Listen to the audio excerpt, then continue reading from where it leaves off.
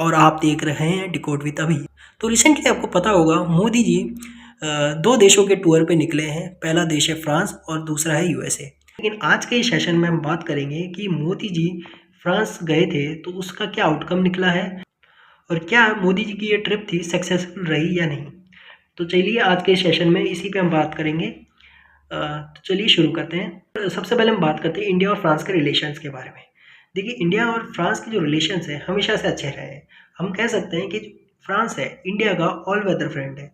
यानी कि ऐसा नहीं है कि वहाँ फ्रांस के अंदर अगर पॉलिटिक्स चेंज हो जाती है, वहाँ के जो इलेक्शंस होते हैं, कोई तो दूसरी अपोजिशन पार्टी वहाँ पे पावर में आ जाती है, तो इंडिया और फ्रांस के जो रिलेशंस में कुछ अफेक्ट करेगा, ऐसा नहीं है। जबकि कई देश ऐसे होते हैं जहाँ पे अगर पॉलिटिक्स चेंज होती है तो इंडिया के जो सारे रिलेशंस है वो भी ख़राब हो जाते हैं। जैसे कि आप अभी बांग्लादेश में देख सकते हैं, शेख हसीना थी तब तक इंडिया प्रो इंडिया बांग्लादेश था, लेकिन आज के टाइम पे एंटी इंडिया हो चुका है।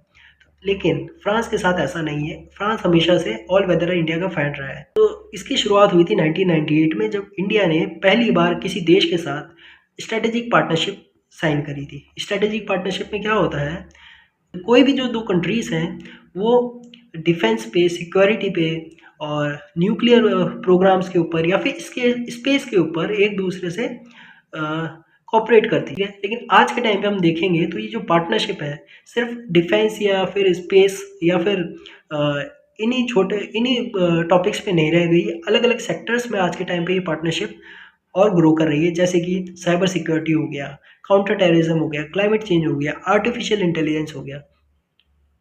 तो इन्हीं सब मुद्दों पे मोदी जी जो है फ्रांस में गए और इन्हीं सब मुद्दों पे उन्होंने बात की है। तो आइए देखते हैं क्या आउटकम्स निकला है इंडिया के लिए इस मीटिंग से।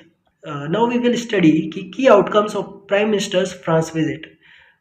तो आप सबको पता होगा कि 2022 के अंदर जब 25 साल हो गए थे इंडिया और फ्रांस की स्ट्रेटेजिक पार्टनरशिप को, तब दोनों ने मिलकर एक रोड मैप तैयार किया था जिसका नाम था होराइजन 2040। यानी कि ये वो रोड मैप है जो इंडिया और फ्रांस के रिलेशंस को शेप करेगा आने वाले 25 सालों में। यानी कि जब भारत 2047 में अपनी आज़ादी की 100 साल मना रहा होगा, तब तक का ये रोड मैप तैयार किया है, जिसके अंदर 3 पिलर्स काफ़ी इंपॉर्टेंट है, जो है partnership for security and sovereignty, partnership for planet and partnership of people. अब बात करते हैं partnership for security and sovereignty की। देखिए, डिफेंस के अंदर जैसा कि मैंने बताया कि इंडिया और फ्रांस के डिफेंस के टाइज काफ़ी अच्छे हैं, तो इसी को लेके आपको पता होगा प्रोजेक्ट P75 है जो इंडिया और फ्रांस ने मिलके जो है इसको किया है, जिसके अंदर 6 स्कॉर्पियन क्लास सबमरीन्स इंडिया और फ्रांस ने मिलके बनाई है। आज के टाइम पे इंडियन नेवी को मिल चुकी है और ये एक बहुत ही बड़ा एग्जाम्पल है कोऑपरेशन का। इसके बाद आप देखेंगे दूसरा जो पार्टनरशिप जो हमें डिफेंस में देखने को वो मिलती है, वो है मिलिट्री एक्सरसाइजेस। मिलिट्री एक्सरसाइजेस में आप देखेंगे हर साल हमारी तीनों जो आर्मी है, चाहे वो इंडियन आर्मी हो, चाहे इंडियन नेवी हो, चाहे इंडियन एयरफोर्स हो, तीनों मिलके तीनों की एक्सरसाइज होती है फ्रांस के साथ। ये तीनों एक्सरसाइज इंडिया जो है फ्रांस के साथ करता है। उसके बाद लेकिन सबसे बड़ा जो धमाल मोदी जी ने इस बार किया है, उन्होंने जो फ्रांस को इनवाइट किया है और उनको कहा है कि आप हमसे पिनाका ये जो मल्टी बैरल रॉकेट लॉन्चर है ये आप हमसे खरीद लीजिए। देखिए, ये है Pinaka multi barrel rocket launcher. इसमें 12 रॉकेट्स एक साथ आ सकते हैं और ये मात्र 44 सेकंड में 12 रॉकेट से ये हमला कर सकता है एक साथ। खुद इंडिया ने इसको मैन्युफैक्चर किया है और ये है स्कॉर्पियन क्लास सबमरीन। ये इंडिया और फ्रांस ने मिलकर बनाई है। इसका नाम है करंज। ये आप देख सकते हैं यहाँ पे लिखा हुआ है करंज। अगर फ्रांस इंडिया से पिनाका खरीद लेता है तो ये इंडिया के लिए बहुत बड़ी अचीवमेंट होगी, क्योंकि आप देखेंगे पिछले 4-5 सालों में इंडिया का जो डिफेंस एक्सपोर्ट है वो काफ़ी ज़्यादा बढ़ चुका है। अब इंडिया ने नेबरिंग कंट्रीज लाइक वियतनाम हो गए, इंडोनेशिया हो गया, वेरियस कंट्रीज से इंडिया बात कर रहा है अपनी डिफेंस को एक्सपोर्ट करने के लिए। तो अगर फ्रांस इंडिया से पिनाका खरीद लेता है तो इंडिया के लिए बहुत बड़ी अचीवमेंट होगी, क्योंकि इससे आने वाले टाइम में हम यूरोप के वेरियस अदर कंट्रीज़ को हम अपने जो रॉकेट सिस्टम्स है वो बेच पाएंगे, पिनाका को बेच पाएंगे, और इससे इंडिया का जो डिफेंस एक्सपोर्ट का जो मार्केट है वो यूरोप के लिए खुल जाएगा। तो ये बहुत बड़ी अचीवमेंट होगी अगर पिनाका जो है फ्रांस हमसे खरीद लेता है। इंडिया और फ्रांस दोनों देश ये चाहते हैं कि विश्व में शांति रहे, पीस रहे, सिक्योरिटी रहे, लेकिन आपको आज के टाइम पे पता होगा रशिया और यूक्रेन में वॉर चल रहा है, इसराइल हमास में वॉर चल रहा है, तो इसकी इन मुद्दों पे भी दोनों देशों ने बात की है।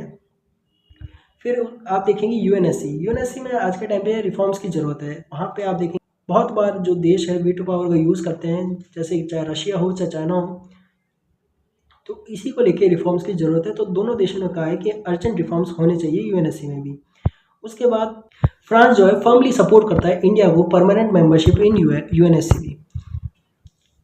अब इंटरनेशनल इश्यूज़ के ऊपर जो है डिटेल्ड कन्वर्जेशन की है दोनों देशों ने, चाहे वो मिडिल ईस्ट के हो चाहे वॉर इन यूक्रेन हो। और आज के टाइम पे आपको पता होगा जो ट्रम्प को लेके भी बहुत ज़्यादा अनसर्टेनिटीज़ हैं, जिसमें अभी रिसेंटली ट्रम्प ने कहा है कि वो गाज़ा के अंदर गाज़ा को कब्जा लेंगे और गाज़ा को Riviera of the Middle East बना देंगे और पैलेस्टीनियंस को वहाँ से भगा देंगे। इस बात पे भी दोनों देशों के बीच में बात हुई होगी।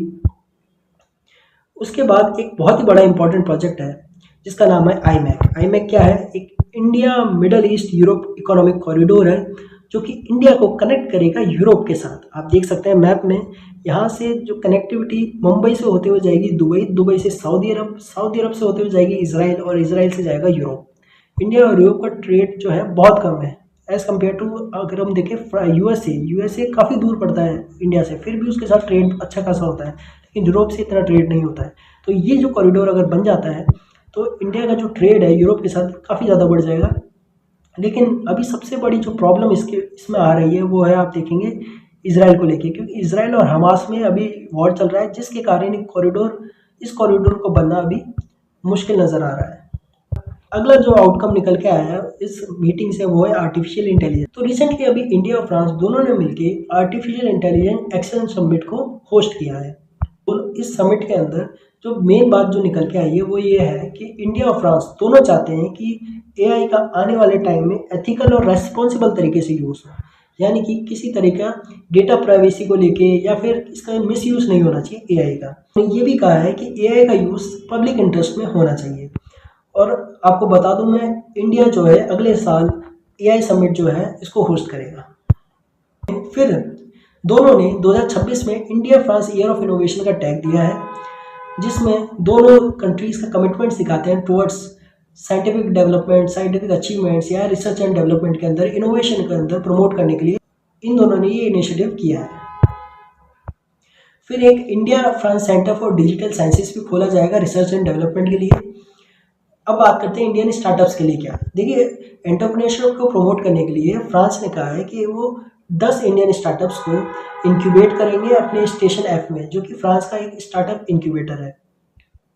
इसके अलावा डिफेंस स्टार्टअप्स को प्रमोट करने के लिए फ्रेंटेक्स यानी कि फ्रांस इंडिया डिफेंस एक्सीलेंस भी इन्होंने सेटअप किया है, जिसके अंदर ये एक ऐसा प्लेटफॉर्म होगा जो वेरियस जो स्टार्टअप्स हैं, डिफेंस स्टार्टअप्स हैं, उनको साथ में लेके आएगा। उनको फंडिंग चाहिए, फंडिंग करेंगे, इन्वेस्टमेंट करेंगे, उनकी जो है एक्सीलरेट करेंगे उनको, ताकि डिफेंस में इनोवेशन हो, पार्टनरशिप दोनों देशों के बीच में।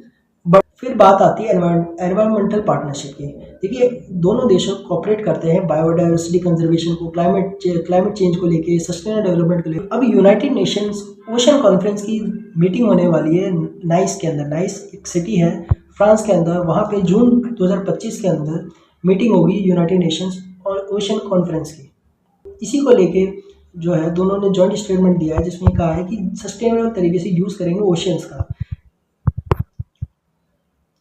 दोनों देश कमिटमेंट है टुवर्ड्स क्लाइमेट चेंज की तरफ और पेरिस पैक्ट की तरफ, जहाँ पे ग्लोबल क्लाइमेट चेंज जो हो रहा है, जो वेरियस जो आप देखेंगे फिनोमेनास हो रहे हैं आज के टाइम पे एनवायरनमेंट में। आप देखेंगे टेम्परेचर बढ़ रहा है, बर्फ़ पिघल रही है, और भी पता नहीं क्या क्या हो रहा है। अब बात आती है ओलंपिक्स की। आपको पता होगा 2024 का जो ओलंपिक्स है वो फ्रांस ने होस्ट किया था पेरिस में। इस बात को लेके मोदी जी ने उनको बधाई तो दी, साथ ही साथ उन्होंने ये कहा कि इंडिया 2036 के अंदर ओलंपिक्स को होस्ट करना चाहता है। तो इसके लिए उन्होंने कहा कि आपकी जो एक्सपर्टीज़ है, आपकी जो एक्सपीरियंस है, जो इस बार जो आपने होस्ट किया था उसको लेके आप हमसे शेयर कीजिए, ताकि इंडिया जो है सक्सेसफुली होस्ट कर पाए 2036 का ओलंपिक्स। फिर बात करते हैं ट्रेड की। देखिए, इंडिया और जो फ्रांस का ट्रेड है वैसे तो बहुत कम है, लेकिन रिसेंट ईयर्स के अंदर आप देखेंगे ट्रेड जो है काफ़ी बढ़ चुका है। तो रिसेंटली 2024 में $20 बिलियन का ट्रेड हुआ इंडिया और फ्रांस के बीच में। लेकिन ये जो ट्रेड है मेनली रहा डिफेंस में या स्पेस में, इन्हीं सेक्टर्स को लेके। लेकिन अदर जो सेक्टर्स है उनमें इतना ट्रेड नहीं होता है। तो उसी ट्रेड को बढ़ाने के लिए दोनों ने बात की है कि आने वाले टाइम में इस ट्रेड को कैसे बढ़ाया जाएगा। फिर बात करते हैं इंडो पैसिफिक रीजन की। देखिए, इंडो पैसिफिक में आज के टाइम में बहुत सारे चैलेंजेस हैं। आप देखेंगे यहाँ पे जो है पायरेट्स की प्रॉब्लम है, टेररिज्म की प्रॉब्लम आपको देखने को मिलेगी। उसके अलावा आप देखेंगे चाइना का जो प्रेजेंस है पैसिफिक रीजन में काफ़ी बढ़ता जा रहा है। उसके जो BRI प्रोजेक्ट्स हैं और सिल्क रूट जो बना रहा है उसको लेके इंडिया काफ़ी ज़्यादा चिंतित है। तो वेरियस प्रोजेक्ट्स जो है इंडिया और फ्रांस मिलकर करते हैं, जैसे कि इंटरनेशनल सोलर अलायंस, जिसके अंदर सोलर एनर्जी को प्रमोट किया जा रहा है पूरी दुनिया के अंदर। इसके अलावा CDRI, coalition for disaster resilient infrastructure, जिसमें डिजास्टर से बचने के लिए हम डिजास्टर रेजिलिएंट इंफ्रास्ट्रक्चर बना रहे हैं ताकि जो डिजास्टर से जो भी डैमेज होता है वो कम से कम हो।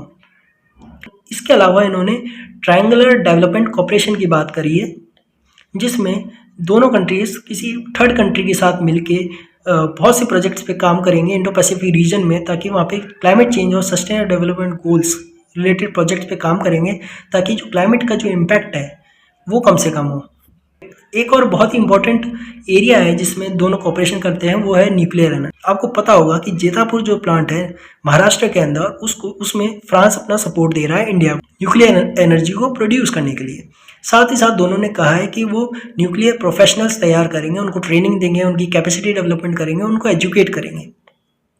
फिर फ्रांस ने ये भी कहा है कि वो जो स्मॉल मॉड्यूलर रिएक्टर्स होते हैं उस पर भी एक दूसरे से एक्सपर्टीज शेयर करेंगे, उसको दोनों मिलके साथ में उसकी डिज़ाइनिंग करेंगे, डेवलपमेंट करेंगे और स्मॉल मॉड्यूलर रिएक्टर्स और एडवांस्ड मॉड्यूलर रिएक्टर्स बनाएंगे। आई होप कि आपको समझ आ गया होगा कि क्या आउटकम निकला है दोनों देशों की मीटिंग का।